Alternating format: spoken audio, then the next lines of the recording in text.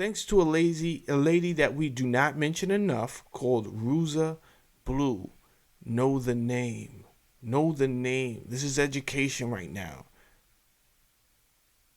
Know the name. Ruza Blue. Who's Ruza Blue? This is bugged out. This how this worked out. This is so crazy how this worked out. So Rosa Blue gets over here, also 1981. Why? Why did she get over here in 1981? And it sounded like the Clash came over here in like 1981, and then it sounds like Malcolm McLaren. Like, what's the connection? Well, glad you asked. Remember that sex shop I was telling you about that was selling all that pedophilia clothing? It turns out that even though Malcolm McLaren and Vivienne Westwood owned the boutique, Ruza Blue was the store manager. How crazy is that? How crazy is that? She was the store manager. She gets over here and she's just getting started. They don't even know she's about to be a legend out here, right? She gets real cool with Michael Holman and that whole crowd. Again, I told you before, Michael Holman's crowd was the Fab Five Freddy, Basquiat, all the graffiti artists. So she meets pretty much all of the graffiti artists. She meets all the B-boys. She meets everybody. Thanks to Michael Holman, who, again, you guys don't mention enough in hip-hop. Why you don't mention him, I don't know. Because if you're not mentioning him because he's openly gay, then that's foul. It's not cool. I don't know. Because these are the names that had a lot to do. The people I'm mentioning right now had a lot to do with why hip-hop eventually got the exposure that it did. The Martha Coopers, the Henry Chalfants, the Ruza Blues, who Fab Five Freddy called Cool Lady Blue.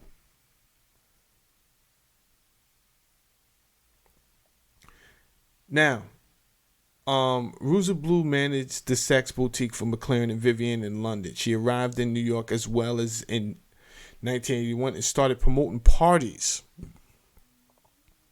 There was a club in London that she would visit, and she would try to get in all the time, and she's like, yo, if I had my chance to do a club. So she always kind of knew that she was going to do a club. When she got to the United States, she was focused, and she was trying to find a spot where she could throw a party. And it just so happened to be Negril Lounge. Now, for my people that's from New York, you're probably saying, yo, I go to the Negril Lounge. Is that the same Negril Lounge? They are associated, but it's not the original. The Negril Lounge, if you ever come to New York and you go to the Village, do try their food because, when me and my wife were dating, we used to go there a lot. They had these coconut martinis, and we would go down there to the Negril Lounge. And then they had a lounge, like they had a part underneath the restaurant. The up part was restaurant, below was like if you wanted to get into some dancing or whatever, just chill out and feel the vibe, like, right? So we would get buzzed out off the alcohol, and then we would go downstairs and just feel the vibes and all of that.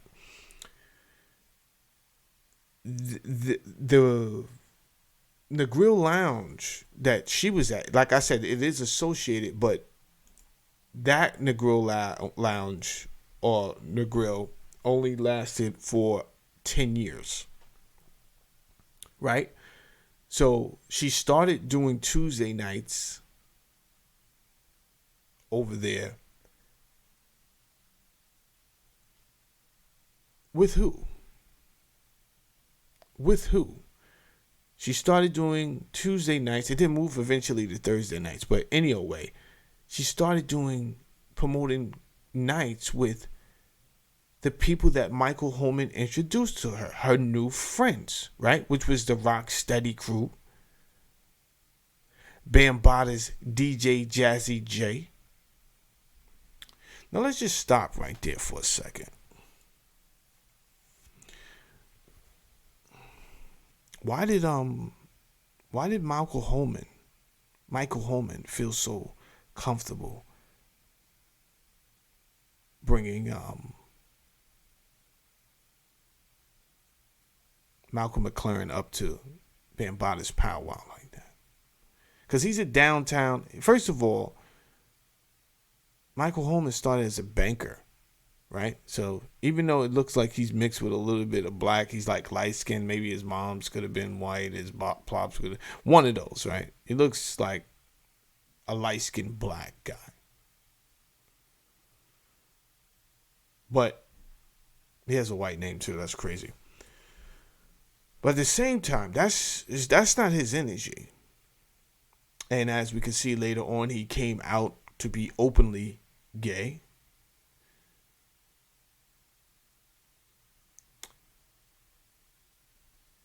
Yet at this time, it appears to be he was very cool with Bambaataa.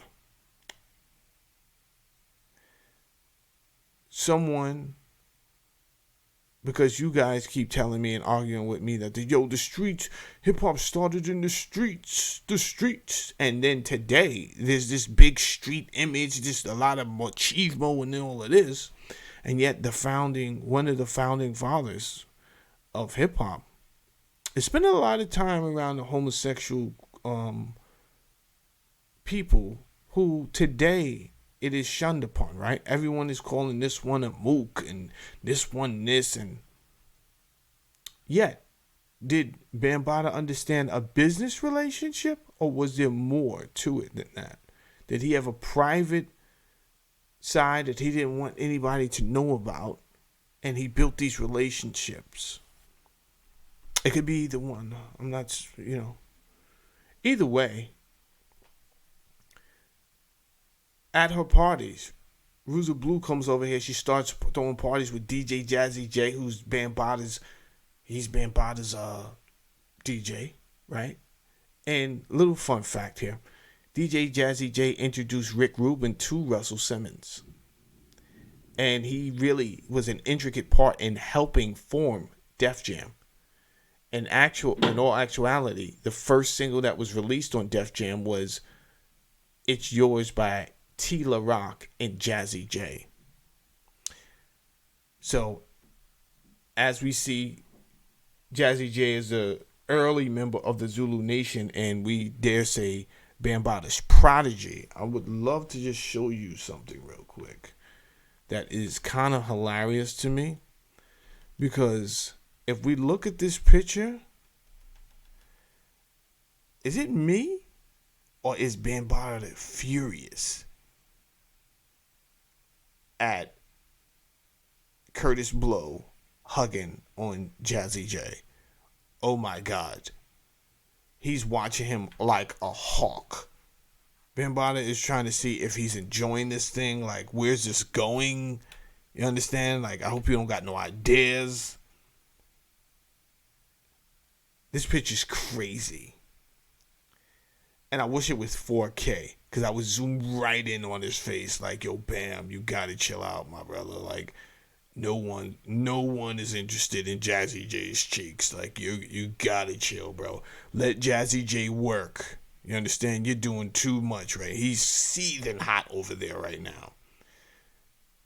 That's crazy. Shout out to the young DJ Red Alert. And by the way, they're cousins. Jazzy J and DJ Red Alert are cousins, and Jazzy J is older. Right? All right. So, let me tell you what happened. Like I just explained to you, the Negril Lounge closed. Now, Ruza Blue has to find a new... She has to find a new place. to throw her parties. She gets, shout out to Phase 2. She gets Phase 2 to design the flyer.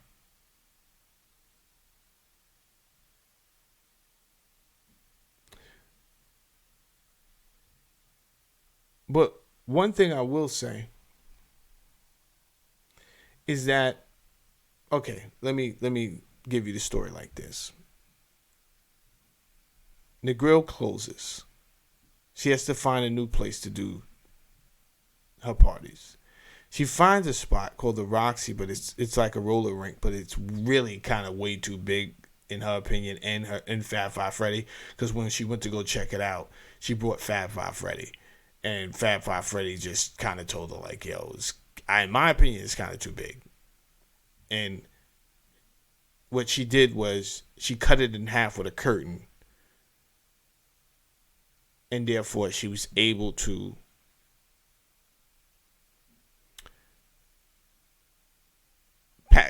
pack the house. Now, let me explain this part to you and what's going on here. On certain nights,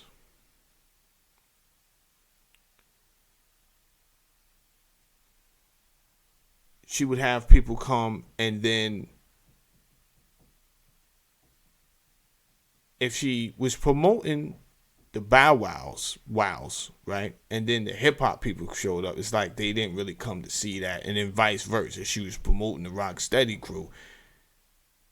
And then the punk people showed up and they didn't expect to see that. It was kind of like she couldn't promote the Bow Wows and then the rap people were there, right? So she was struggling at first. She was trying to figure out because it wasn't turning out well. But then eventually she found the perfect formula where she kind of invited both crowds. She didn't misrepresent who was going to be there. She did a mashup where the punk rock is going to be here tonight and the Rocksteady crew is going to be here tonight.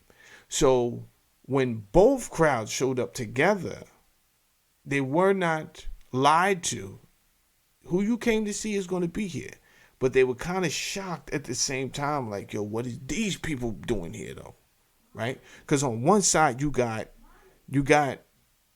these hip-hop dudes that are dressed sharp, right? They're dressed sharp to the T. Creases in their jeans, white sneakers, toothbrush and all that for this thing. And then on the other side, you got these grungy punk kids, ripped clothing, safety pins holding it together, mohawks, that type of feel, bracelets. Now, when she did the mashup, they actually just came together and eventually accepted each other at this place called the Roxy. So when I tell you that Ruza Blue deserves more credit because this nightclub was off the hook, right? A lot of your young A&Rs. Shout out to Dante Ross. A lot of your young music executives was in the house getting their start. Russell Simmons, Rick Rubin, these guys are downtown at this scene. A lot of guys were down here at this time getting just feeling out what this energy is. Tom Silverman. All right.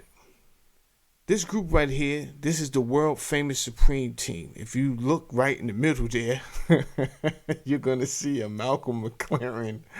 Yep, he done made his way over here and he's chilling with the 5% Nation. The gods and the earths of the 5% Nation. How? How did we let this impresario, imposter, culture vulture,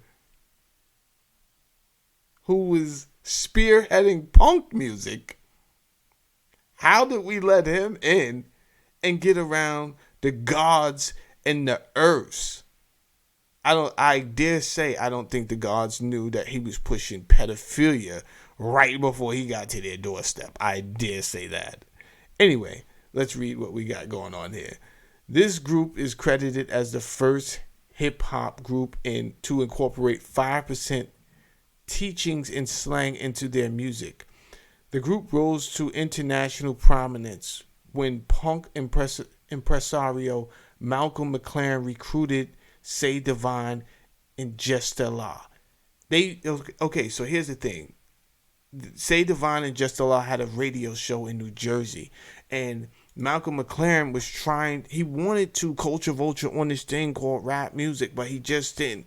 He needed some people to be the frontmen, and he was going around and he was asking everybody to be the frontmen, and he couldn't find nobody. Now, Say Divine is cool, obviously, with Bambaataa, right? Because it's kind of like the same mentality at that point.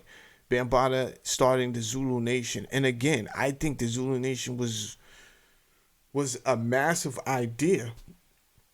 I'm so disappointed in these allegations because I think Zulu Nation should not have ended like this. It was not supposed to end like this, right? With the main person spearheading it going out like this, man. That concept of Zulu Nation was so big, man, and it's just making everything look bad right now, right? So I definitely want to isolate the concept of Zulu Nation and the solidarity of that was supposed to be, because then it had encouraged brothers like the Native Tongues. It had encouraged brothers like the world famous Supreme Team, who was the 5% of the 5% nation of the gods and earths. Everyone's coming along together. Even Fab Five Freddy. Everyone's coming together to represent this thing called the Zulu Nation. It's just a disappointing thing. Anyway, Malcolm McLaren goes to Jestala and Say Divine, and he asks them, will they be the front faces for, his image? And they say, yeah, we'll work with you, right? They already had a radio show going on out there in New Jersey, and he would they had people call in, and it would be like raunchy calls and stuff like that, like shock jock type of stuff, right? And they would do these scratches on their radio show, and then he took those scratches, and incorporated them into the Buffalo Gals song and also the video, right? So it says in 1983, the group and their radio samples were featured on McLaren's full album follow-up, The Duck Rock. So Say Divine, we have a passage from him on his thoughts on Malcolm McLaren. And he said, quote, yeah, the one true thing about Malcolm and I kind of seen it coming out the gate just by the way he communicated to me. But I hate to call him an opportunist, but that was what it is. Some people are able to see what's going to happen, black, white, green, it don't matter. And through being in the industry and through his Sex Pistols group back in the days, and that track they put out, I think it's called God Save the Queen, it became a record that was banned in England. He knows how to get that attention, and that's Say Divine saying that. And like I said before, that's who Malcolm McLaren is. This is the same guy who Michael Holman brought to Bambaataa. Bambaataa ended up becoming cool with him and Ruza Blue, becoming cool with him. Yeah, later on, Bambaataa will call him a culture vulture. But my thing is, this guy was pushing pedophilia before he even got to the United States. You understand? Is it possible that hanging out with this guy, could they have gotten close?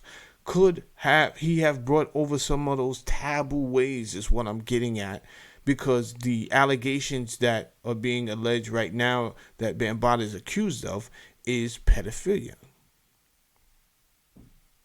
And as I have just shown you, he was definitely associated with guys who marketed pedophilia.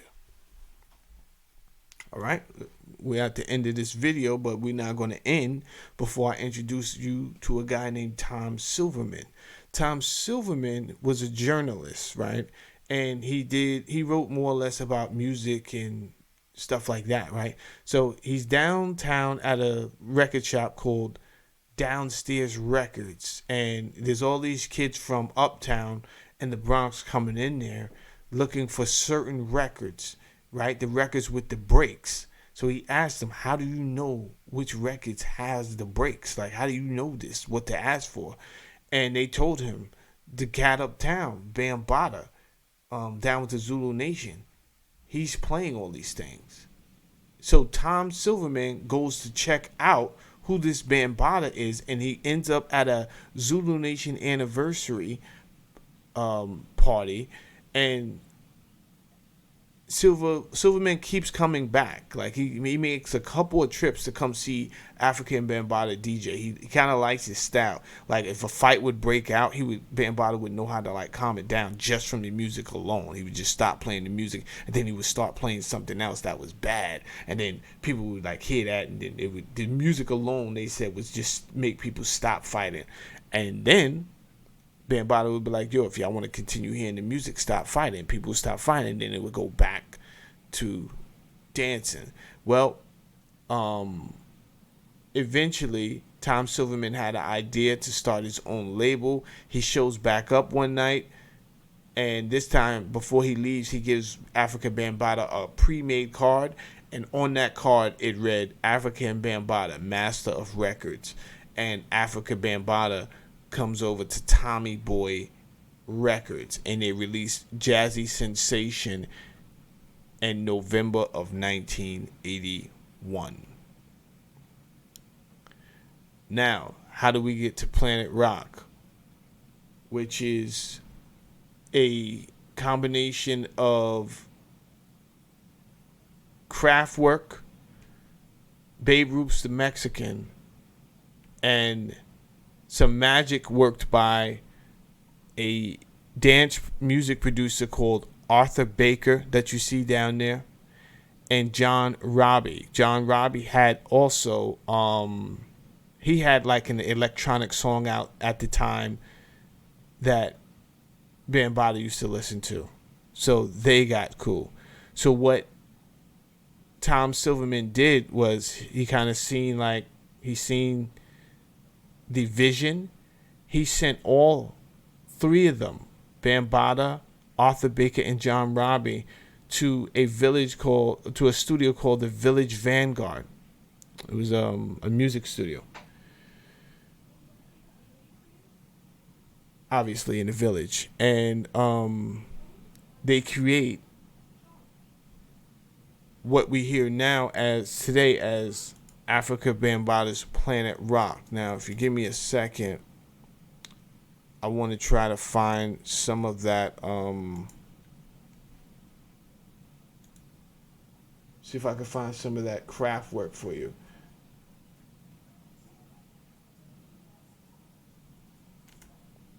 All right, I'm gonna play a little bit of the Kraftwerk for you. This was Kraftwerk.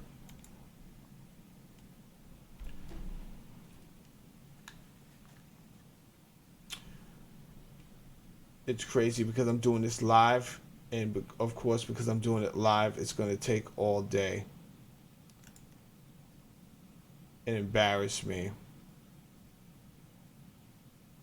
I think that's wild. I'm sorry, you guys. This is I'm not even going to edit this out. I'm just going to leave it in, and if it doesn't pop up in the next, let's just take 10 seconds. Oh, my internet is off. That's why. Why did my internet go off? Because anything that will go wrong can go wrong. Can go wrong, will go wrong. That's why it went off. Right? What do they call that? Marshall's Law?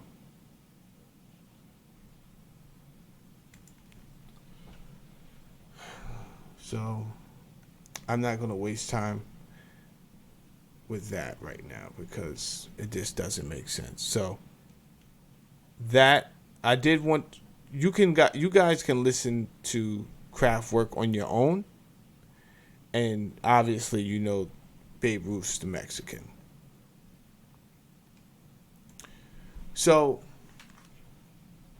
I think I did a better job. This was a good video. I think I brought it home. What did I bring home? Well, I was trying to figure out, how do you go from this hip hop, this rap street image, warlord of the black spades, right? And like I said, he could have been gay back then, and there's no crime against that, right? There's no crime against being gay. But somehow a darker side came out,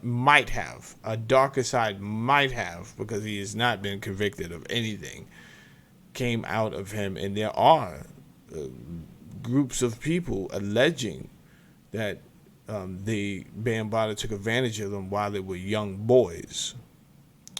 And we see that a culture vulture came over here by the name of Malcolm McLaren. And even though he made some dope music, at the same time, he had a dark side where he was even willing to promote and normalize pedophilia. And that started over there in Britain because, guess what? They themselves allowed these sex shops and these pedophile magazines to run rampant, and they didn't prosecute anybody. And it took New Zealand and the United States to be like, yo, we don't want that type of stuff over here, and we're going to prosecute you guys for even peddling that nonsense. And this is who came over here and eventually elbowed his way all up into hip-hop. Him and his associate. So my question when we do the live, me and Zeke, is, does hip-hop look the same without Ruza Blue? Does it look the same? Meaning, she was the she created the downtown scene for the other downtown people to really see. Like, this is not graffiti. This is like, when that music hits, you're going to see what Crazy Legs could do. She provided the space for that, right? She provided the stage for African Bambaataa and DJ Jazzy J. They provided the stage for these young rappers, Grandmaster Flash. Yeah. So I think hip hop would have still been going on in Brooklyn and Queens and all these places. Would it have the commercial recognition, is my point. Would it have the commercial recognition without Henry Chalfant, Martha Cooper, Ruza Blue, Michael Holman? Would it have the commercial recognition? Let's go, man. And by the way, I don't know how many more episodes that I'm going to be doing because I got to go handle some other things. But listen, at the end of the day, I hope you enjoyed these episodes that I have done. And, do like and subscribe, and I might be back and I might do more. At the very least, you could catch me this Sunday on the Live with Zeke Black, and we will be discussing the monetization of hip-hop. Let's go.